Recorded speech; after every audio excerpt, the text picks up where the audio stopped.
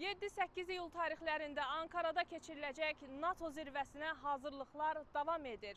Türkiyə Prezident Aparatının Kommunikasiya İdarəsində artıq jurnalistlərə akkreditasiya kartlarının verilməsinə başlanıb. Müxtəlif yollar bağlanıb və ancaq müəyyən istiqamətlərə Türkiyənin İletişim Başkanlığının təşkil etdiyi bax bu avtobuslarda getmək mümkün olacaq. Akkreditasiya prosesi də bir qədər çox qatılım sayısı, çox iştirak etmək istəyən media qurumlarının olduğuna görə olduqca gərgin keçdi deyə bilərik. Çünki dünyanın bir çox media qurumlarına hətta iştirak üçün rədd cavabı da gəldi. Bu da zirvəyə qatılımın olduqca çox müraciət oldu qatılım üçün.